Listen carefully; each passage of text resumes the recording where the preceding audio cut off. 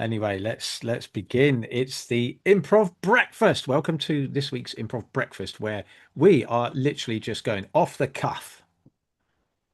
You ever had moments in presentations or in meetings, maybe Q&A panels where you're put on the spot and you've got to come up with a response in the moment and you start going off the cuff, you go off piece, and then before you know it, it's all unraveled and you've got no sense, you've got no flow, you've got no ending, and you're just lost off the cuff. It's not as easy as it sounds. So let's get the temperature of the room. What do you like, both of you, about being off the cuff? Just as a little soundbite of where you're at with it. Is it what you default to, or is it terrifying? I find it easy. Excellent, thank you, Find Rob. it easy. I find it far easier than going to script. So Brilliant. I'm That's never going to be a interesting. politician. Raxit, how about you? I think it depends on the audience. I think whether you feel safe with people. When I feel safe with people, or then I'm open. If I don't, then I'm not so good at doing off the cuff stuff. So are you feeling that if you already have some kind of rapport in the room, it's a bit easier? Possibly, or just feeling confident and positive myself, then I'm okay. But I think lots of circumstances can impact that, and situations, and what you're going through, where you are, the people that you're going to meet can all impact that. And it would be good to be bulletproof and just keep that confidence all the time. But yeah, I think it depends with me. And any of you, have you ever noticed you sort of drift into ramble mode where your off the cuff responses just become a never ending ramble of nothingness? Oh yeah. I don't think that. I don't think it, but oh yeah, I'm sure. I think that it's a really good point, because you can sometimes find yourself in a ramble just to get back into, just to give yourself time in order to get back into the mode of whatever the point is supposed to be. Oh, I'd go further. I've definitely got to go on a ramble sometimes to find the thought at the end of it. Right. And Yeah. it's whether other people can stay the journey with me, because it can go Yeah. on for a Yeah. while. You're searching for the trigger. You're searching for the path through the wilderness. And there it is. I found it. Yeah. Yeah, and I think, I Paul, get you it. even put in the newsletter this week that brilliant scene from Monty Python's Holy Grail, which made me laugh so much, and I'd forgotten all about it. But that thing where Yeah. Get Carol on with it. Carol Keevan's having a ramble, and then yeah, in different scenes of the film, some scenes you haven't even seen yet in the film, are shouting, "Get on with it!" Yeah. Yeah. Yeah, I think we've all seen those moments when maybe at a conference someone's on stage and you're kind of like, where are they going with this? And in that little voice in your head is just saying, just get on with it, get to the point. Come on, we're here, we're engaged, kind of, we're interested. Tell us what you mean. It's Well, quite tricky. you mentioned, I think, in the mailer about how it's often not a confidence issue and it's a structure issue. And so, Yeah. as such, Paul, are you available to lead us through a little activity that could work on? Yeah. You think? Shall we do it? Shall we go straight to it? Yeah. Yeah, this is a little activity that we came up with. Oh, sorry, my monitor is misbehaving. So this is a little activity that we came up with called one word to 1 minute story. And it's very simple. You're offered a word. Let's say, why don't you three play? Okay. You're offered a word. I'll offer you a word. And then any one of you can, when you think you're ready, just give it a couple of moments, raise your hand. And then you take that word and create a 1 minute anecdote, a story, something that you can just share in 1 minute, spun off that one word. So you're going off the cuff. I also have a timer up. So as soon as somebody decides to start, I'll hit start and you'll see a little minute timer somewhere in my screen. So let's I'll give you well, let's make it very topical, shall we? I'll give you, here's your word, breakfast.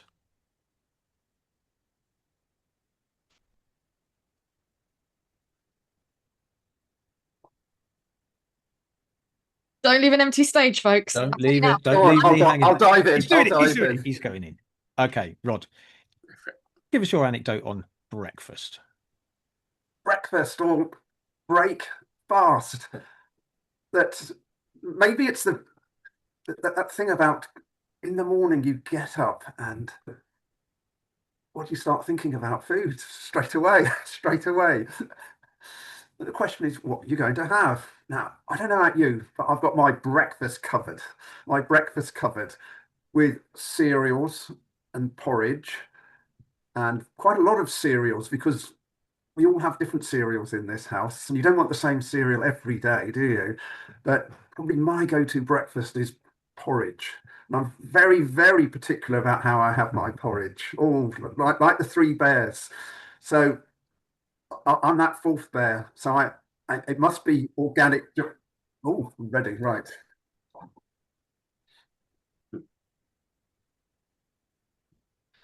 Very good.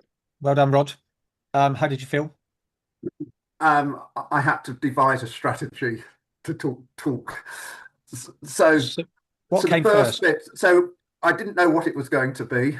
When Yeah. I said break fast, that was my ramble, thinking I've got to break a juncture here. Then I had to see what pinged in my head, and a picture of them going down for breakfast came to mind, and I have got breakfast covered. So you were creating structure um, as the content came to you, Ye- rather than, okay, I've got a structure kind of in my head. Now I'm going to fit my content into it. You were waiting for the content to come Yep, and then yep. thinking, I right, was now, structuring. I now was I'm going to structuring the structure. content. Yep. Yeah. Yeah. Yeah. What did Raxit? Did you notice anything about Rod's? What did you think the point was, Raxit? Did you see the point of what Rod was getting to? I think it was it's obviously a very important part of his day, thinking about food when he gets up. It's almost the opposite with me because I usually end up, sometimes like last night I ate late. So this morning I was like, "Oh, I can't eat till lunchtime." It was the absolute opposite for me. But I think you've got the same situation with me. Lots of different cereals. Everybody eats something. It made me start thinking about food. And so, a question I want to first of all, can I just say, Rod, thank you for going first. Always very brave thing to Yeah. do. Love it. Even though you're in your comfort zone, it's just really helpful for the room to be able to see how this proceeds. And you said at the very beginning, Rod, it's this. I've got a. It's let me tell you a story. You said, and my question to you is, did it end up being a story? And my question to Raxit is, when you were thinking about your breakfast, how would that story arrive? I've no memory of saying that. It's interesting. I mean, So even my preferred default structure is to tell micro stories. awesome. And I feel like So even if you're signaling to look, even if you don't deliver on it, audiences sometimes just to be um need to be invited to relax by hearing the words, I'm going to tell you a story. It's like, oh I yeah. think actually it was a message for myself. Like, so a story means it doesn't have to have any particular hard edges or points, and it can develop as it Yeah. goes, and Yeah. which is rather different than talking about the subject. And we had primed you to give us an anecdote, which is kind of like story. So maybe you sort of fell Yeah. into that. What I heard you say that felt really important in amongst it all was porridge was the point. Porridge sets you up for the day. This was your story, and we didn't quite get to why you were the fourth bear, which, as many great mini sagas, left us hanging. What is the fourth bear? But the porridge was the point, and the fourth bear was became the intrigue Oh, that's the in memory your hook. Yeah. mini little story there, albeit you've only had one minute to get there. Right, I think we should go again. I'm wondering whether to let Rod have another go with the feedback, or have another first timer, maybe Raxit jumping in. I What do love you? the idea of Rod doing it again, just with the idea of making it an anecdote in a minute, Mm. in a way Yeah, that's satisfying, maybe. yeah, and do we think a new word or the same word? Same word. Same word. What I would one tiny little piece of advice to help you, Rod. Maybe think of your ending. Where do you want to end this story? So if you've got that in mind, then you have a minute to get there. Your time starts now. Breakfast should be your platform for the day, the thing that sets you up. that for me, just a cup of coffee or something like that, it is not enough. What I really like is a bowl of porridge. That porridge, it needs to be clean and fuel me for the day. So it's jumbo oats, it's water. Yep. I only have a splash of milk on top. I may put some raisins in there, and very often I'll have cinnamon on the top. So that's my luxury bit. And cinnamon's actually quite good for cutting your appetite until lunchtime. But with that bowl of porridge and me, cup of coffee and breakfast and a biscuit mid-morning, and I'm good until 2 o'clock. On the money. Look at that. That was on the nose. Incredible scenes, Rod. Incredible. How did that feel? In the now. So Less I had to not think. So that was quite good for me.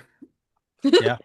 Yeah. Like you can hear the difference probably because I was thinking of it at the beginning, but when I got into it, and I think everyone, I witnessed people, a handful of people that can do long presentations in the now. It's very rare, but it's Yeah.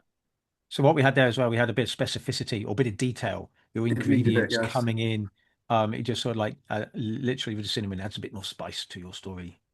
indeed. Raxit, what did you notice about the two different I think this one was less rambly, if you could call the first one rambly. I think he definitely made me feel guilty about not eating enough this morning. Thank you, Rod. Where's your But cinnamon, Raxit? We all I have know, cinnamon envy. I know, I need to get some cinnamon down me. But no, yeah, I think it was structured and it had a conclusion. And he, Yeah. as you mentioned, he was on the nose. He managed to convey the importance of breakfast quite clearly and the healthy breakfast. And he made me want to go and order some flour vans now. Some So what? this the Irish oats you get, lovely organic. Oh, Big that's what jumbo I have. oats. So Yeah. What are they called? Flour vans. I I'm can't sorry. say it in Irish. Oh, it's the brand, isn't it? It's the brand. It's just a brand. Oh, Yeah. You get it in Tesco's or whatever, don't worry. Have a look.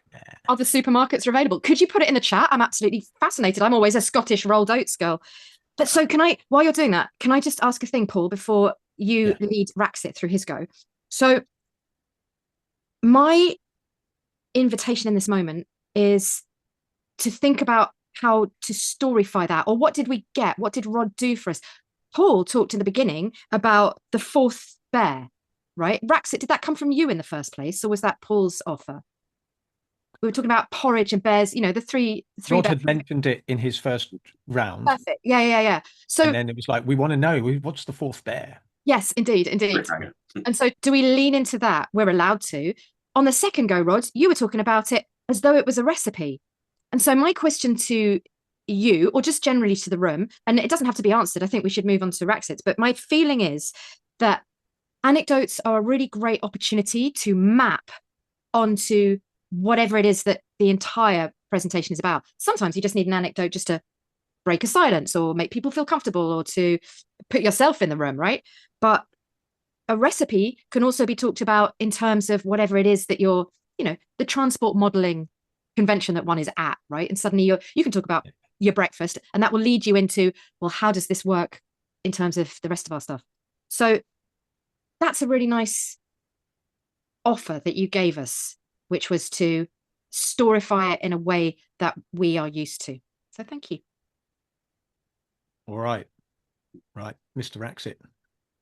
Yes. Do you want me to talk about breakfast or something else? No, I think we'll give you something else. I think I've had too much time to think about breakfast, you see, so you need to change it. okay, I'm gonna give you a place. All right. Airport or airports. Take a deep breath, Raxit. Your time Airport. starts now. Right. I can certainly talk about my last journey to an airport. So everything was planned. Bags were ready.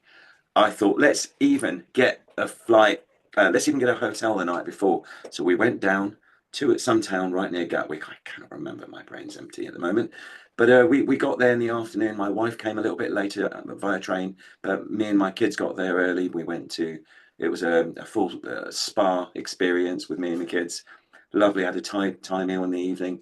Set the alarm. Got up. Parked the car in the parking space. Got to the airport. they said, "Oh, I'm so sorry, our bag cut-off time has been missed." So I had to spend 12 hours in the airport for the next flight and send my kids and the family away. What disappointment, eh? That is brilliant. Raxit, again, just absolutely to the second. That was a beautifully rounded story. Congratulations. Sadly, it was true. Oh my gosh. Yeah. How did it feel telling that? Did it come easily? What was your vibe? It was, yeah, it was trying to give a moral as well, I think. Moral of the story was, Oh, yeah, yeah.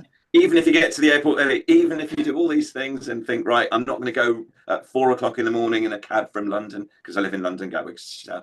I thought, no matter how prepared you can be, there's always something that can smack you in the face right at the end.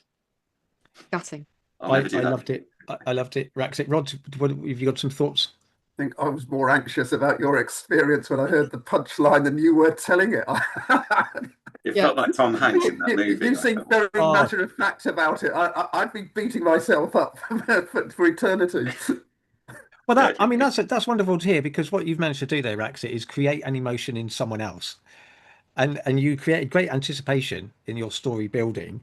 You mentioned Tom Hanks. I wrote down here that the title of this little anecdote is "The Day I Did Terminal," yeah, which is the Tom Hanks film. And if time had allowed, you could have maybe dropped into what you did in those 12 hours after the family had gone and took us through your day of just yeah. That would plodding have been around the minute two.